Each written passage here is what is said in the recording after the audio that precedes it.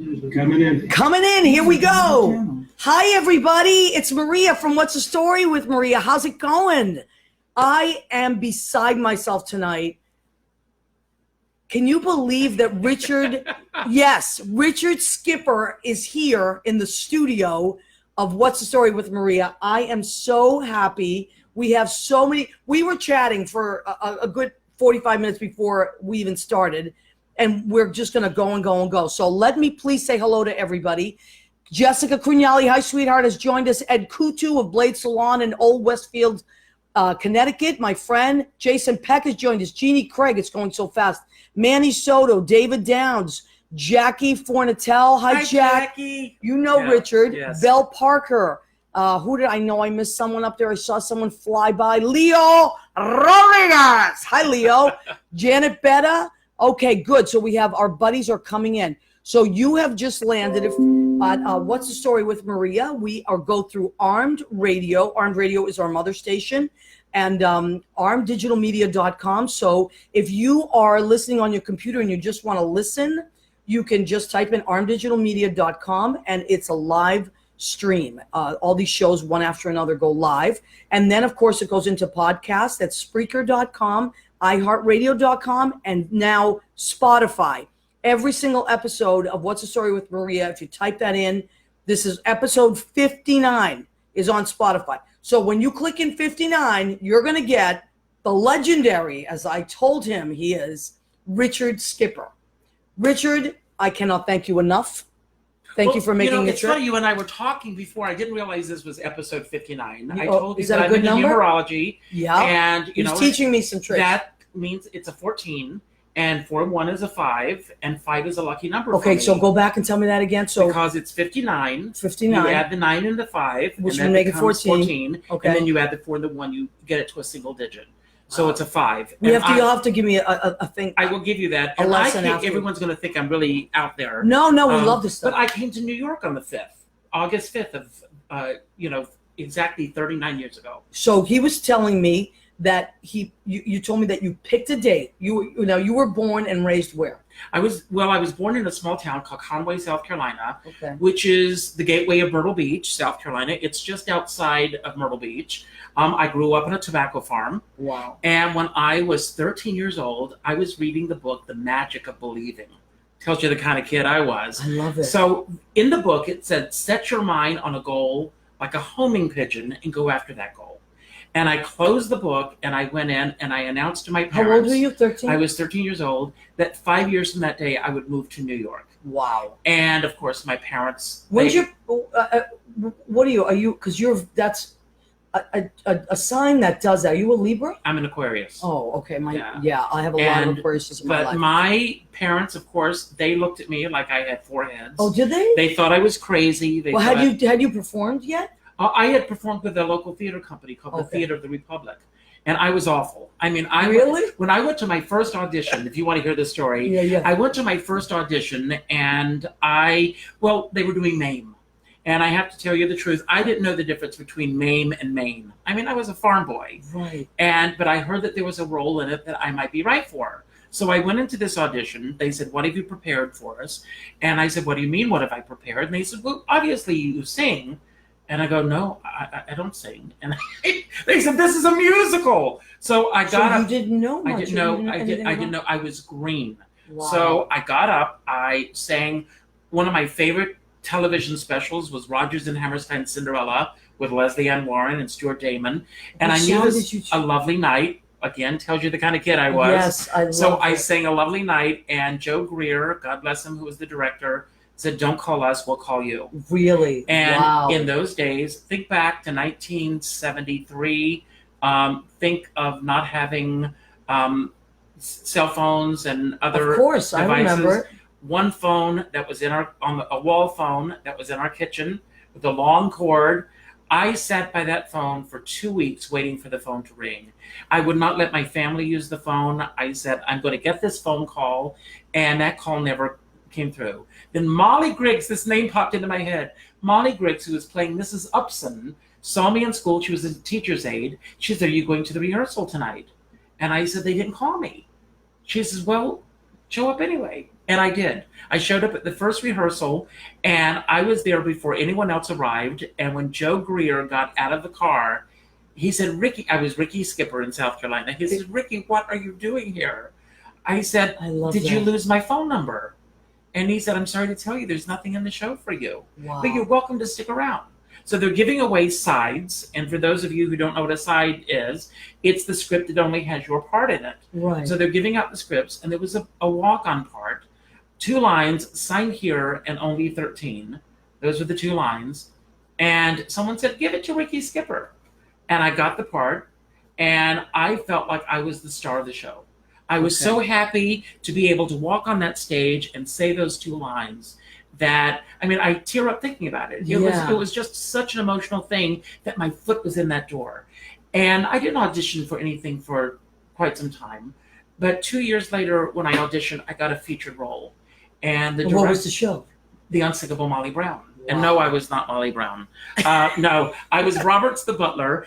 And my the director at that time, Linda Simmons, may she rest in peace, she said, if you work that hard on 2 lines, I can only imagine what you will do with the part. Wow. And from that part, every role that I auditioned for, from that point until I left to come to New York, I got with the theater company. And it all started with those 2 lines, signed here and only 13. I'll tell you what I think it started out with before that.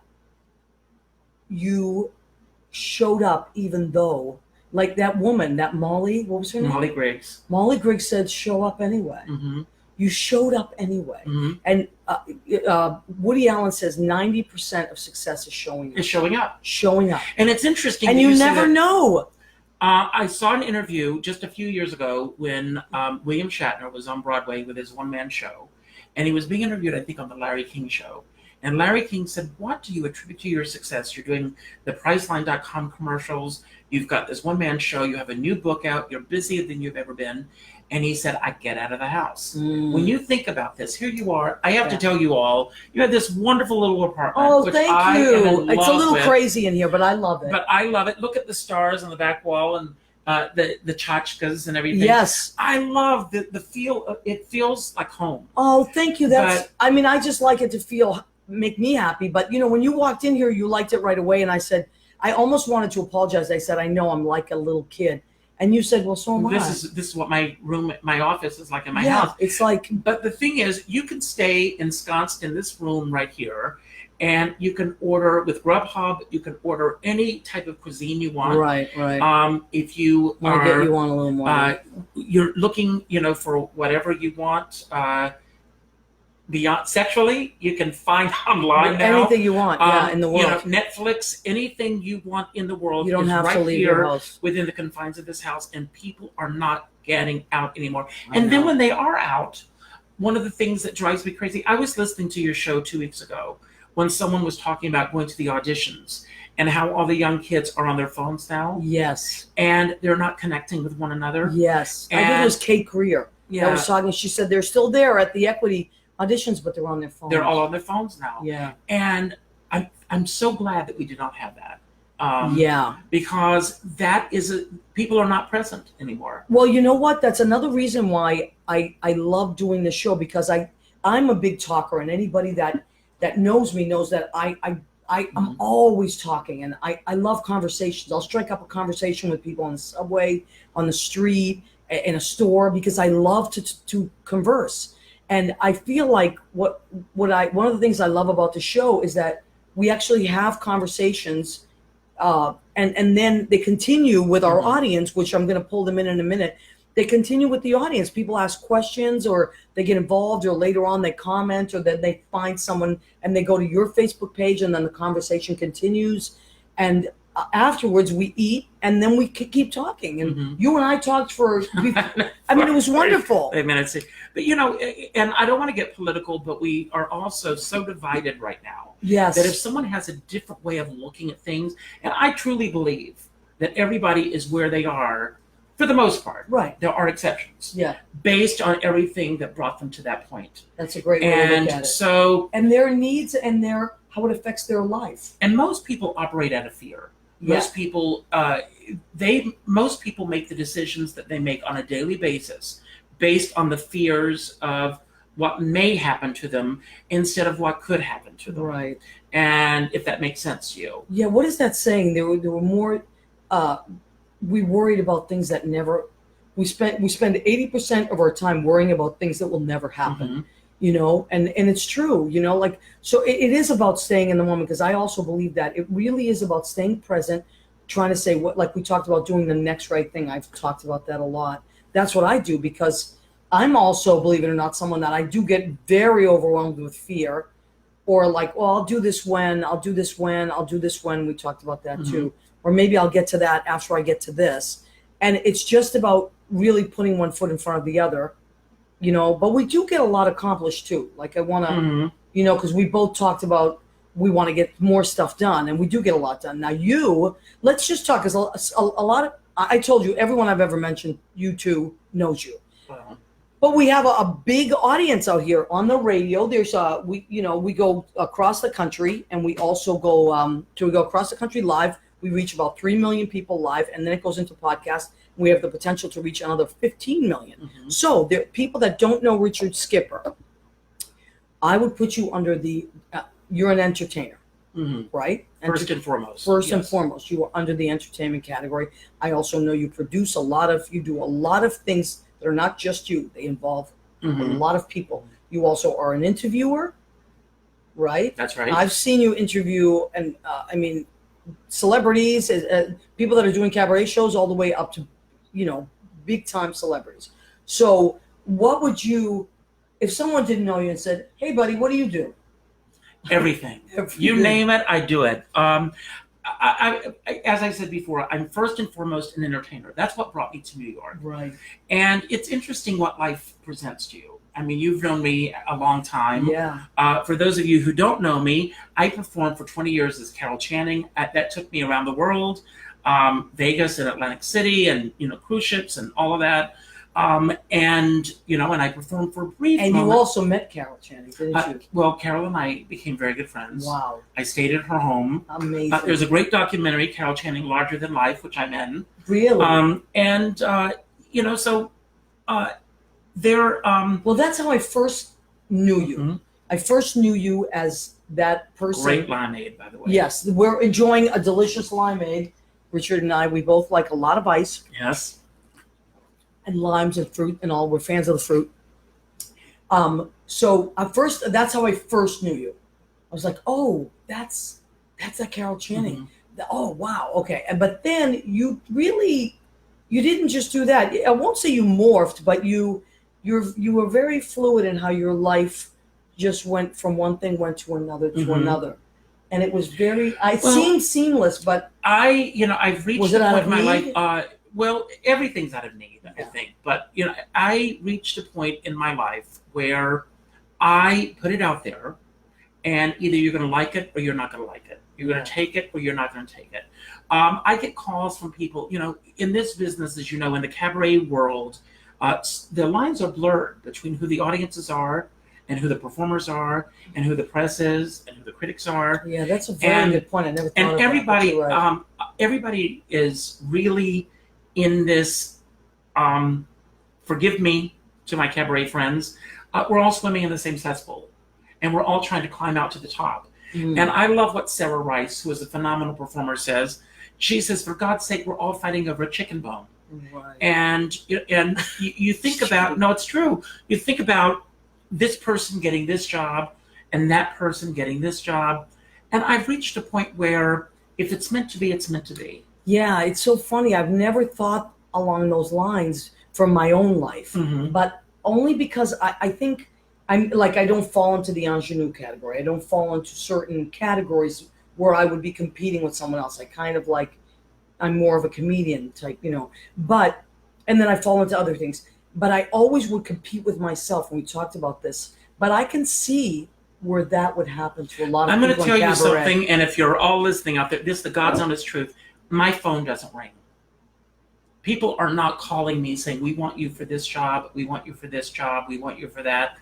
And somebody said to me once, I think it's because the image that I give to the world is that I'm You're even very more- busy. that I'm very busy. I wouldn't even bother. And that I am more successful than I truly am. That's the facade that's out there. Well, that's it. Let's say that's the image. That's the image. Because I find like facade to be a just a negative word. I don't know why. Because you're not showing something and then you have this other dark life behind it. I find you're probably an overachiever. I am. Richard. I am. And if you're an Aquarius, you're an overthinker. I have trouble sleeping at night. Yeah. We were talking about this earlier as well. We're both news junkies. Yeah. I we love the news. Oh my fall God. asleep watching CNN, MSNBC, and then when I wake up and I go to bed, my brain is running like this, and I have trouble shutting down. And we both talked about the fact that we're going to stop with all this crazy stuff and bring our blood pressure down by not. Both of us. We were talking about that. Let me just take a moment because I know so many people. Bob Diamond. Hi, Bob. And Bob Diamond is in our show on the 9th. We'll talk about that a little later. We have to talk about this. So lots of, oh my God, so many people have come on. Kenny Green has come on. Love you, Richard. I love Kenny. Oh, don't you? Jesse Luttrell. I love Danny Jesse. Cohen. Hi, Danny Cohen. Paul Lucas. So many great people. Steve McCluskey. Eugenia Mesa. Hi, honey. Mandar has joined us. Let me see. Cindy. This is great. Segovia has joined us. Peggy Eason. Hi, Caitlin Peggy. Rose Cantrell. Tracy McHugh. My cousin Rena Berge. Kelvin Moon. Do you know Kelvin? He's in SpongeBob. Hi. He's so great. So talented. Mark Janis has I love joined. Mark. I was talking about Mark this afternoon. Who mentioned Mark to me? Suzanne Judy Mason. Mark mentioned it. Oh, there's Judy Mark. I just mentioned her name. Where is she? Oh, there she is. There Judy she is. Mark. Hi, Judy. Julie Willis. We know Julie Willis. Debbie Greenberg. Bill. Sudar. So that's why I want Oklahoma. Peggy Eason. Jay Michaels. Isabella. Jay Michaels is my publicist, so a big shout out to Hi, him. shout out. Heidi, and this all Massachusetts. Michael Sawyer. Kia Nelson from Philly. Kilty Riley. Oh my God, so many people. This is Richard crazy. Melizet, I love you. Okay, so if you see one of your friends, shout them out. All right, so many great people. Yes. So Richard Skipper is on our show. We're talking about everything. Yes. I said to him, what's off limits? Because I do always ask my guests, I don't want to be one of those interviewers that blindside someone. I hate that when someone does it to me. So I said, what's up? He said, nothing. Nothing's off limits. So now your work, okay, so you moved here. You got an apartment in the city right away? No, this is a very, very funny story. So I made up my mind that I was going to come to New York. And so... Did you know what you were going to do? No. Okay. But every year, I would announce to my family, 4 years from today, I'm going to New York. 3 years from today, And I'm what going did to they New say? York. They just looked at me like I was speaking a foreign language. And did your family have plans for you other than New York? No. Oh, no. so it wasn't like one of those families where like, no, you're going to law school, or no, you're going to run. I wish. You're going to I wish. continue with the farm. If my sister's watching, she said she was going to be watching tonight. I love my parents, Yeah. but neither one of my parents were ambitious with anything. Okay. My father, they were blue collar workers. It was about putting food on the table. Yeah. We were there as a family unit. Well, I'm going to go back to what you said about necessity. Mm-hmm. So their necessity was different than our necessity as performers is always to create work. Mm-hmm. Their necessity was to put food on the table, and they had to continue on the farm to do the work that was in front of them. Right. So necessity works in different ways. For So the different people. idea that this kid, I grew up, as I talk about in my shows from time to time, I am a product of 1960s and 70s television. Right. The variety shows. Yeah, Anne I Margaret, love we it. talked about earlier. I love Mitzi Gaynor. Oh my God, I love Mitzi Gaynor. I One wanted of my to be friends. Mitzi Gaynor. Not many people know who Mitzi Gaynor is. And I've become friends with Mitzi Gaynor. Really? So yes. One of my friends, Josh Ty, who now has moved to Ohio, he's the sweetest thing. He used to have this amazing extension, and I would joke and call him Mitzi Gaynor. Because She's talking about the legs, folks. Yeah, oh yeah, right, exactly. Thank you. So Mitzi Gaynor, when we were kids on these variety shows, was famous for her kick. Right. And nobody else could do that. And then I love those shows of Lola Falana. Well, I'll tell you a funny Mitzi Gaynor story, because I we're going love to jump this. all over the place here. Yes, I know. This is what happens. Several years ago, Sherry Eaker with the Bistro Awards called me up and asked me if I would help sell advertising space for the Bistro Awards. And I said, Sherry, I don't know the first thing about selling advertising space. She said, but you know everybody. So she says, would you come on board and do this? So I agreed. I said, if I don't hate me. We did very well.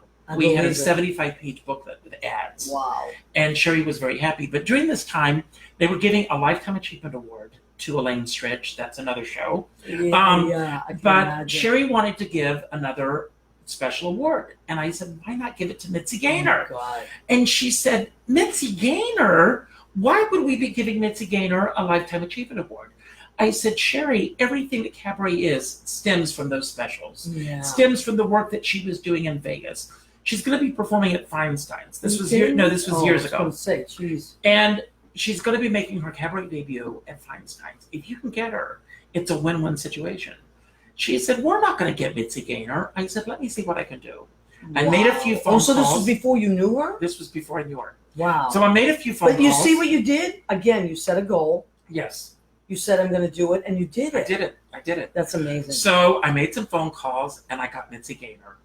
And we're giving the award to Mitzi Gaynor. So I really stayed on top of things, making sure there were flowers in her dressing room. I called to make sure she was picked up at the airport, all these little details. And she appreciated it. Of course. And so the night of the Bistro Awards, when we finally meet for the first time, oh, you had, this is we had amazing. never even met. You know, I told her that I would be at our opening night.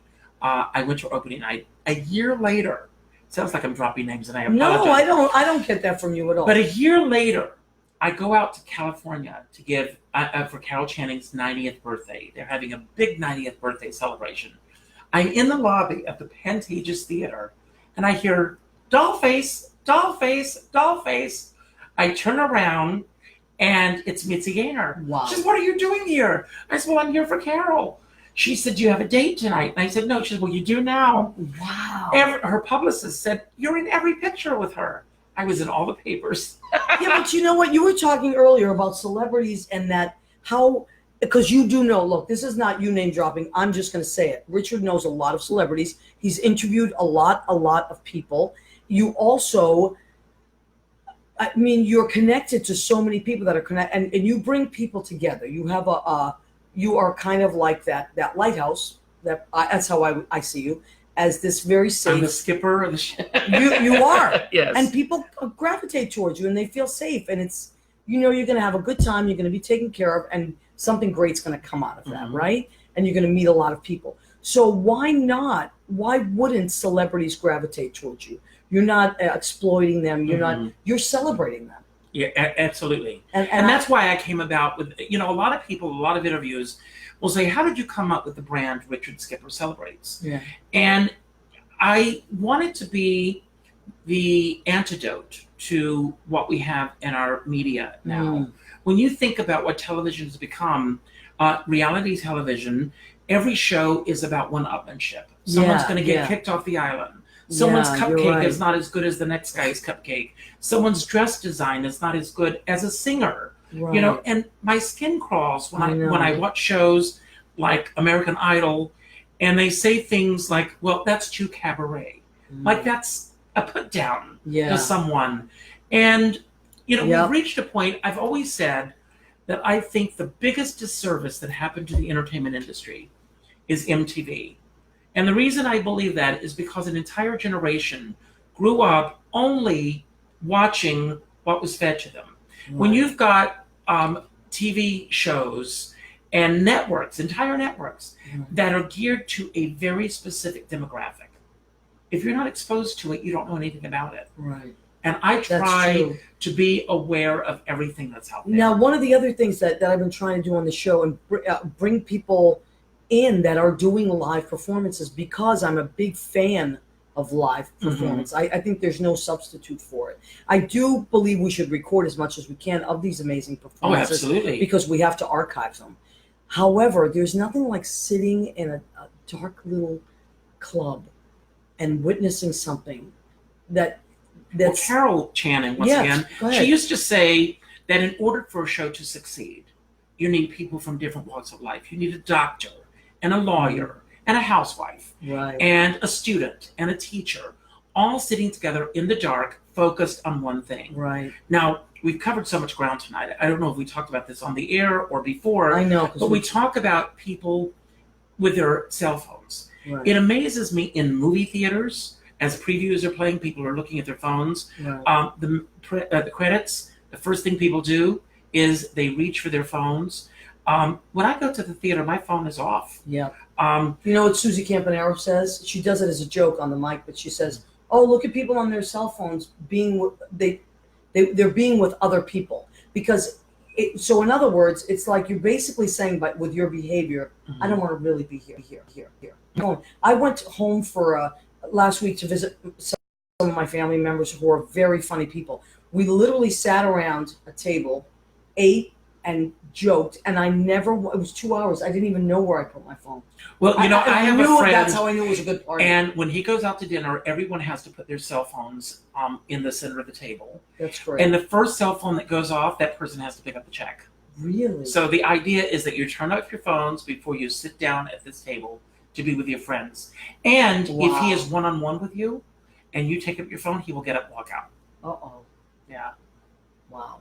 Because either I do it too. you're here with me or you're not. Right, exactly. Yes. All right, so I want to make sure that we're covering everything. So let me check our time. Because it's okay, it is 9:29. Okay. And we said at 9:30. Well, Bob Diamond, who is already here, I do a series called Richard Skipper Celebrates. Okay. And we've been doing them. We took off for the summer. We do them once a month at the Laurie Beachman. Which And I I'm love. going to say I love Kenny that theater. Bell I and love Kenny Bell. Michael Kirklane, Abby Judd, the entire Laurie Beachman family have been absolutely wonderful. They're me. great.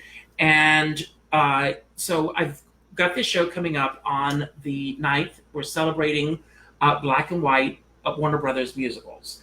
And I have Bob Diamond and Meg Flather, Doreen Montalvo, Wow. Zachary Staines, and Lisa Vigiano. And this is so it's August? August 9th Okay. at 1 o'clock. Not August. I mean September 9th. September 9th. It's a 1 p.m. brunch What is that, show. a Friday? It's a Sunday afternoon. Oh, okay. And then I'm going to come back and I'm doing a show on the 14th of October with Dana P. Rowe. I don't know if you know Dana, I don't think but he has so. a Facebook page about the abundant artist. And when he said yes to being the musical director, I said, let's celebrate abundance. Let's Wow. celebrate the gifts that all of us can bring to the table. Right.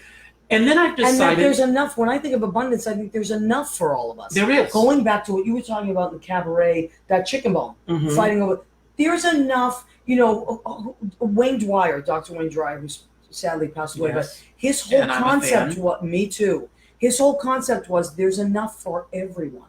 And rather than going for everyone's going in this direction to grab that same, as you said, chicken bone, why don't we all go this way and see what's out there? Mhm. So just keep going, keep creating, keep doing more shows, keep incorporating your friends. And, and again, at the risk of getting political, these fears that people have right now Right. is that somebody else is going to get something that belongs to them. Right, That's why this country is getting divided. right. We need someone in charge who's going to say, let's come together And there's and enough let's for make this happen. everybody. There's Right. enough for everyone. Well, you talked to, and I do want to talk about this very quickly. We talked about fear before this, Mhm. and that we as human beings, I think, we have fears of, whatever. We're getting older. We're going to lose out. We're not going to. I know these are my fears. I'm not going to reach what I said I was going to do, or should I have done that already, or did I already all this. And I'll tell you, Maria, and I don't know, I've always said this. I always feel like I have this heightened sense that we are not promised tomorrow. I know that. And I know that this very well. year alone, in a 2-week period, Yep. 8 people that were part of my circle were gone. Oh my! I know. And we it's talked like about every this. day I would get up, I'd go on Facebook, and there's another passing. Yeah. And nowadays, you don't get that phone call or a telegram or Right. something to let you know this. It pops up in your Pops up. news feed, Yep. and we're not prepared for it. Right. And there's so many people that we could name Yeah. who are not here with us now.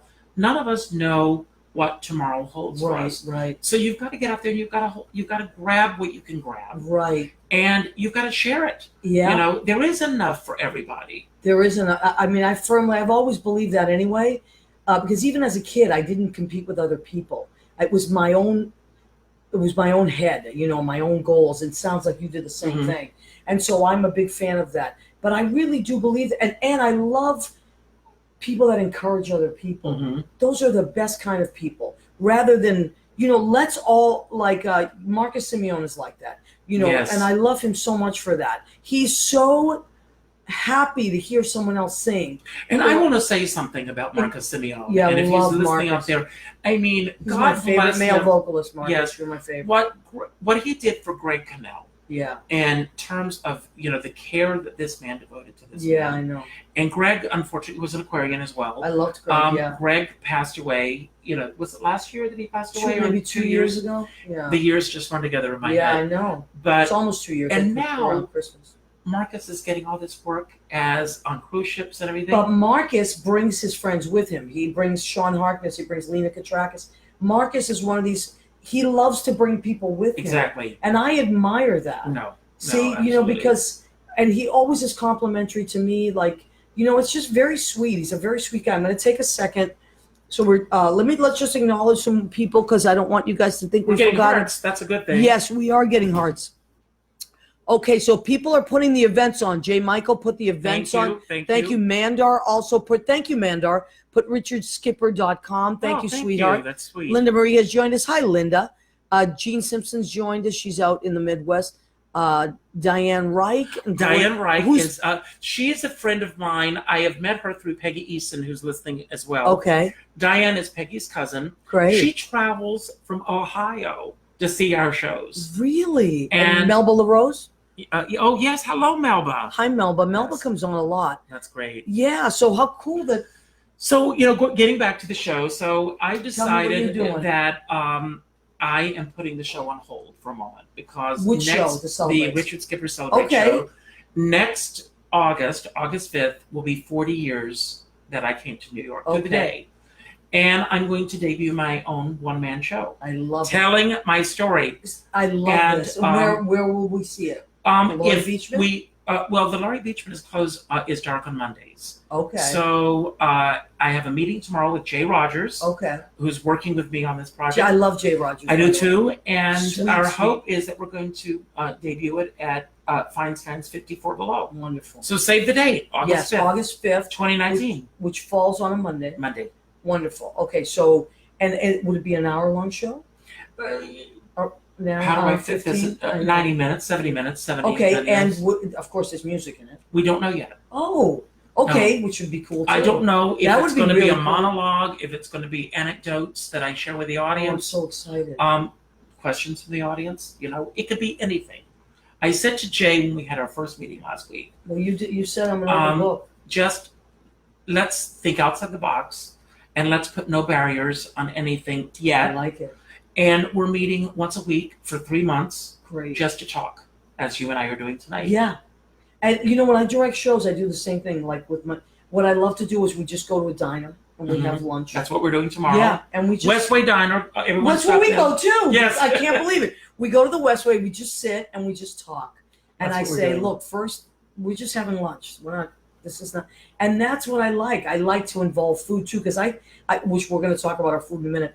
When I feel like when food is involved, people just relax. Absolutely. And also they come together. We're all, no matter what your background is, what your religion is, what your orientation is, everyone likes good food. Well, going back to my South Carolina days, yeah, I had a great mentor, Florence Epps. you have the best names. Yes, You have some Florence great Epps. names from back then. Yes, Florence Epps You have was. to put that in your show. Yeah, notes. well, Florence is definitely Miss Epps. Miss Epps, I would never call her Florence. Yeah. Miss Epps was the first woman in our hometown to have her hair bobbed in the 1920s. Really? She left. She went to an all women's college. She came to New York and went to the American Academy of Dramatic Arts when it was very difficult to get into it. Yeah. She left here. She went to California. She went to the Pasadena Playhouse. She was in a class with Henry Fonda and James Stewart, and she was offered a contract, but she wanted to bring theater back to our hometowns. Isn't that amazing? And so years later, she took me under her wing, and she had a little playhouse in her backyard, and I would go in the playhouse, and we would do the classics, and we would read from classic plays, Wow. and we'd be reading. Just throw me a name. Just throw out a famous name. Neil Simon. Neil Simon. Yeah, since he just Yes. passed. So I'd be reading, and I would come across the name Neil Simon, and she'd say, "Okay, Ricky, Ricky, I love Tell me- that's my dad's name. Yes, tell me 3 things that Neil Simon is known for. And if I didn't know, she would close the book and she'd say, I'll see you next week at the same time.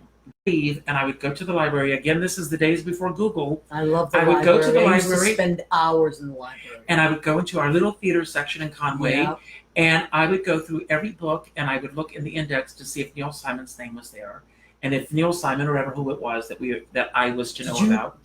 Yeah, the encyclopedia. Now, go. I didn't mean to interrupt. Go ahead, finish what you're saying. But she instilled in me that she says every time you step on stage, you are carrying the mantle of every great entertainer that has gone before you.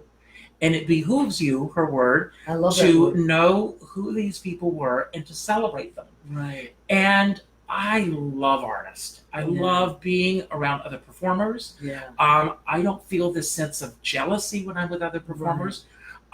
There's also You kind of revel in it. I love there's that. also about you. another great Carol Channing story that when Yeah. Carol Channing went to Las Vegas to do her first show, in those days, shows were 24 hours.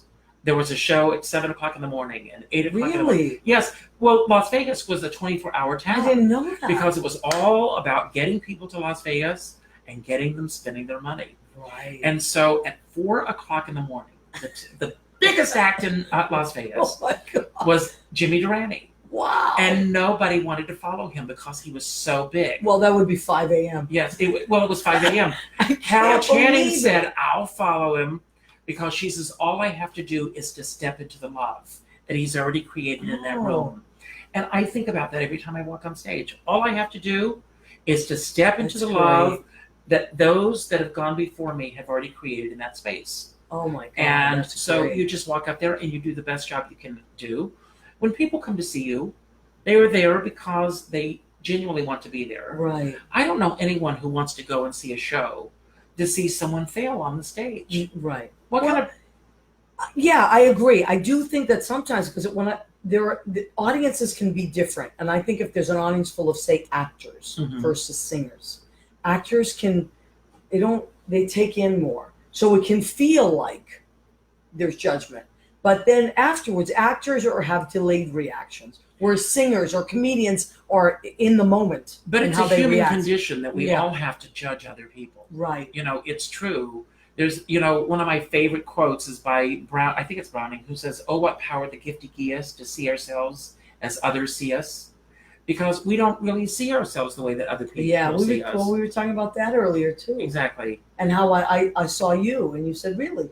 Like just the way we see each other. I think it's important too, and I'm going to put this out there. I know tonight we're talking to each other this way. We do a lot of different things, but we want to also, we agreed on this, is that you should tell people nice things about them. Absolutely. It's very important, like if you go to a show, sometimes people come up and say, oh, I don't want to bother you, but I just wanted to, you can bother me all you want. Mhm. And I think you feel the same way. If someone has a compliment, something that you've done, please I will let never them know. forget. It was Christmas Eve. I was on the subway, and who was sitting across from me? Marion Seldes. Wow.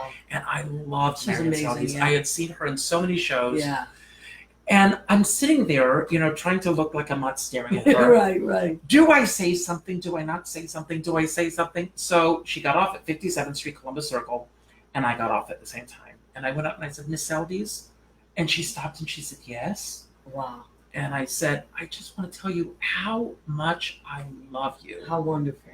And I swear to God, she crossed and she bowed down. Wow. And she says, no one has ever come up to me to tell me that. Is that true? That's what she told me.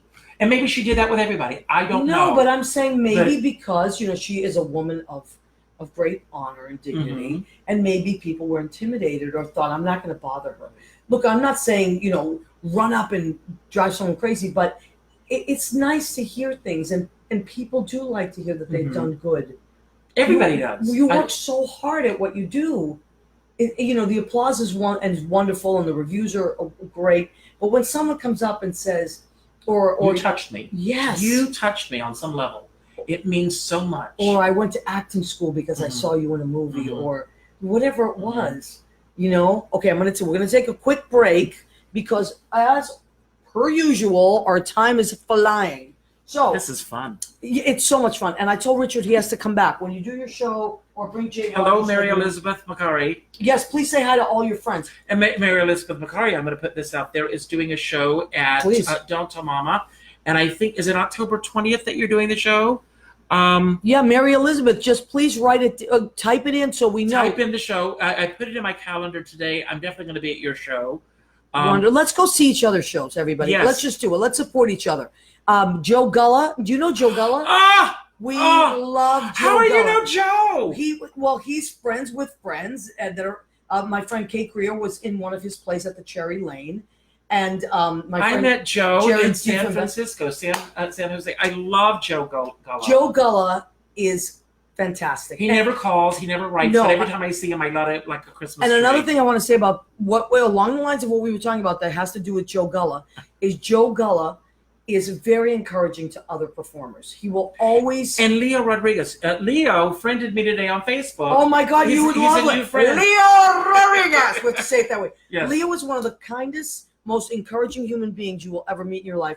He said he was jealous of the chicken marsala tonight. He was. And you know what, Leo? Marsala.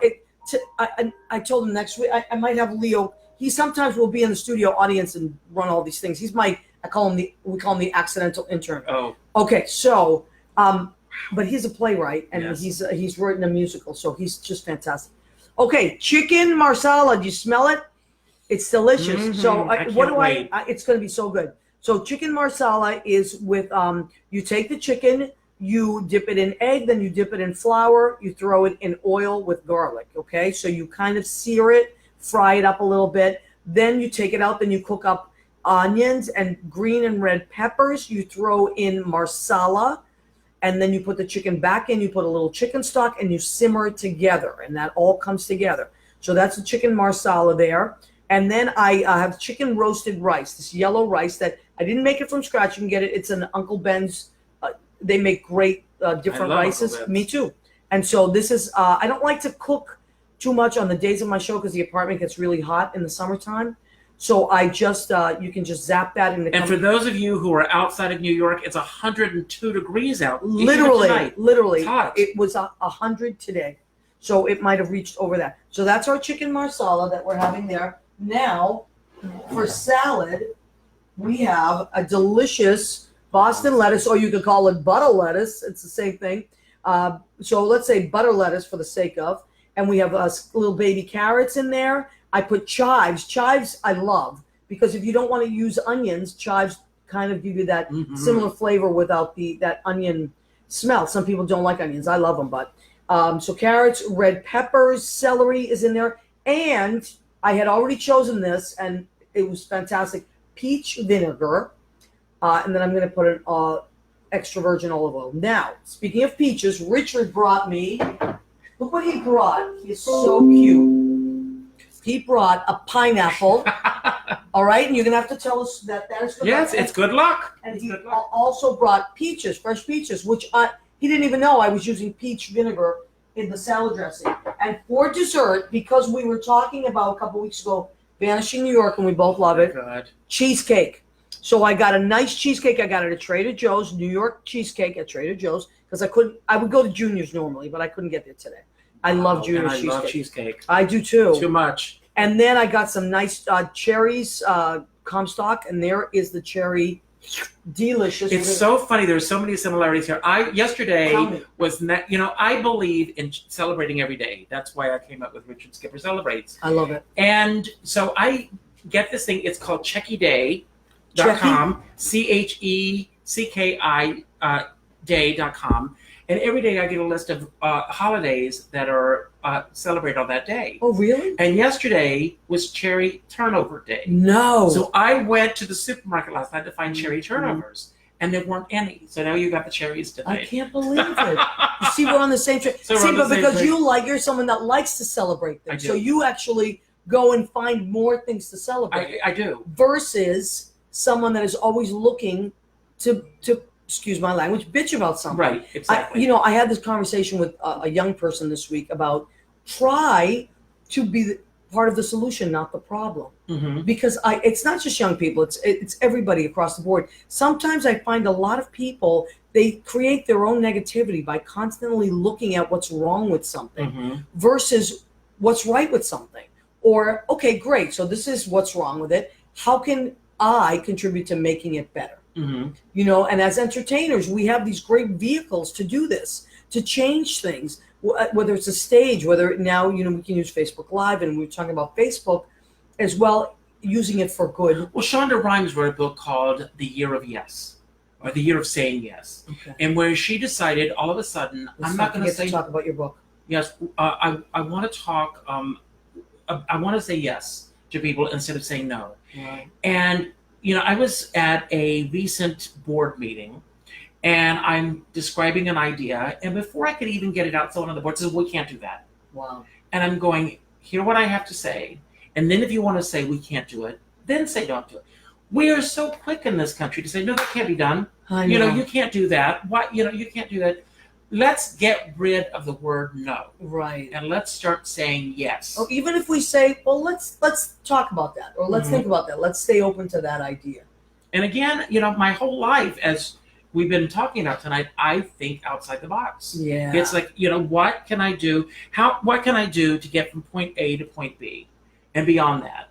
And so many people are so quick. I mean, when I was growing up in South Carolina for 5 years, everyone's saying, no, no, no, you're not going to go to New York. So I came to New York. I arrived on August 5th of 79. It was a Sunday. It was a day like this. It was so excruciating. I had never felt heat. Yes, like it's this. very different. I agree. And you were coming from the south. I came from the I South. came from the north, but it didn't matter. I had never been to a place where I literally couldn't breathe. That's what it felt like. Yeah, And I, New York you know, is really it's hot. funny because Michael Michael Woolley. I love Michael Woolley. Well, I don't think he knows the show's live right now. He wouldn't have been called. Oh, I love Michael Should we have Woolley. answered? Yes. Oh my God. No. Well, if you call back, Michael, if you're watching the show. So there's a fly flying around. I'm convinced it's Poppy Kramer. It could You be. know, I yes. know. That's what Richard said. I said, oh my God, we're stuck with this fly. It's I don't know where the hell this fly came from today because all my windows are closed. no. Well, It's it came out of somewhere. came out of somewhere. But we have these summer neighbors, Mr. Mike and Miss Marion, and that's all true. I love it. And they were summer neighbors because, like I said, I was close to Myrtle Beach, and he was a Washington D.C. cab driver.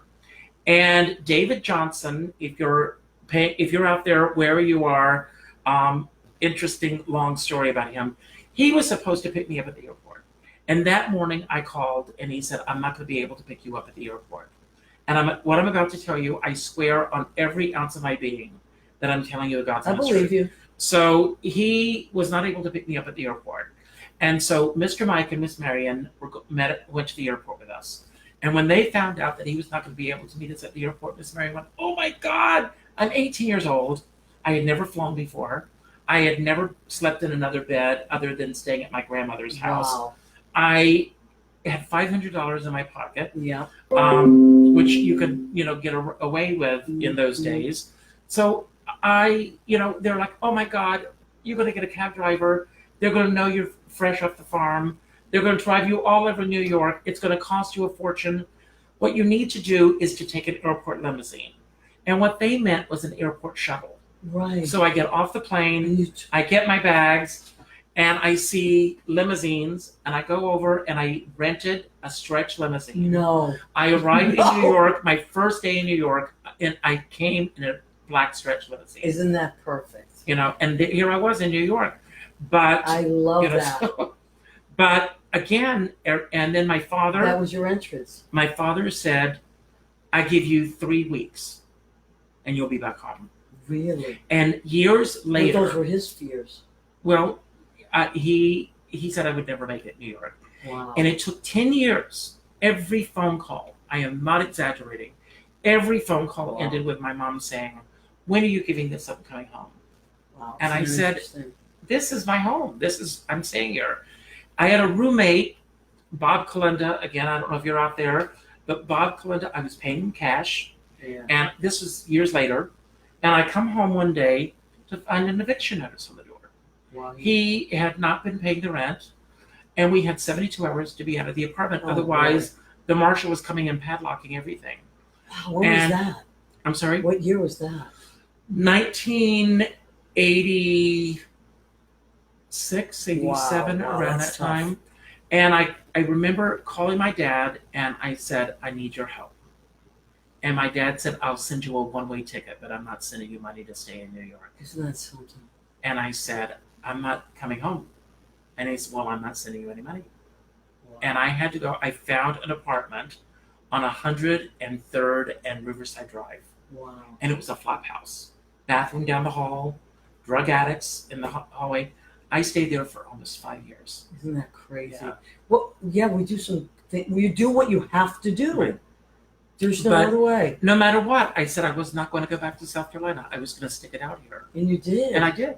It's been almost 40 years. Almost 40 years. Next year will be 40 years. Wow. And for those of you who were born in New York and grew up here, and this has been a part of, you can't imagine Right. what's the word I'm looking for? The magnitude of what this means to me. Right. You know, I get it. and the fact that it's been 40 years. I mean, the wonderful thing, I'm in a wonderful relationship. Yeah. My partner, not my husband, and I now, we've been together 30 years, Wow. going on 30 years. So those first 10 years, I got through that, and then I Yeah. met him. Yeah. And then he's been part of this crazy ride. And I tell him daily that there's a Purple Heart waiting for him at the Golden Gates. Well, he's not in the business. Is No. he? Right. I think when you're with a performer, you deserve a medal because it's not easy. There's a whole other life that happens that you have to put up with. And my apologies out there. You know who you are. It's just your life is always being jostled around because of your partner. Mhm. Their life is always or on hold or, But his life has not been boring. no, absolutely. And they picked us for a reason, right? That's right. Okay, so we have about maybe 4 minutes left to our show. I do want to talk about your book as well. Richard, quickly, let's check if anybody else, Mary Elizabeth McCarthy, we said hello to her. On the 20th, Debbie yes. Skipper, That's my sister. we were talking That's about my you. sister. Michael Vaccaro, hi Michael Vaccaro. I love Michael. Joe Gullis is in San Jose. Yes. Yep. And everybody loves Richard Skipper. You see? I love you. Yes, you're very Right. loved. I told you that. Okay, so Aw. a lot of people are saying very nice things. Then we can go back. Glenn Minghella has joined us. Tammy Gore. Tammy Gore. We have a photograph somewhere with Tammy and I are the same age of us being, we were babies in a crib together. Really? Yes. Tammy Gore, I don't How believe cool it. is that? Yes. All right. Oh my- Josh Parkenring. Hello, Josh. I want to make sure you see all your friends. Wow. Okay, this is so we're great. seeing a lot of great people, and we're coming to Julie Cesari. She gave me my equity card to Oh. Tina's wedding. I'll never forget you, Julie. Ben Goldberg. Oh, hello, Ben. Jackie. So many nice people. Teresa Horn has joined. Myron Lockett has joined. And Michael Woolley called, probably randomly, not realizing. But I probably should. I didn't realize you knew Michael No, Woolley. I love him. I Isn't met he him years great? ago through Brian Summers, if he's watching. Brian used to give the best parties. Really? And, when I met so many wonderful people that way, Julie Wilson would be there, Margaret Whiting. Julie Wilson was amongst all of us. You could Yes, always. She was I know. very accessible. She was very accessible. Very sweet. Very accessible. Quiet, but accessible. But my book that I'm writing Yes, please. is about Hello Dolly. The website is callondolly.com. CallOnDolly.com. Call on Dolly. I Call on loved Dolly, it. of course, is the opening song Yeah. of the show. I've interviewed over 700 people. Wow. And my vision, I know you're out there. Here he Feel goes. free to call me. I'm going to do a plug. Yeah, do it. I am You plug looking for a along. literary agent. This book, I want it to be a coffee table book. Okay. Black Dog and Leventhal, that's my company that I'm envisioning publishing the book. And it's a celebration of these women and a few good men who have played Dolly Levi. Wow. And with all these interviews that I've done, and it's not a tell-all book, these are told in the words of those who were there. And wow. with the Broadway production, and I'm going to Cleveland in October to see Betty Buckley, who is about to embark on a 2-year tour. That's Can crazy. you believe this? 2 years.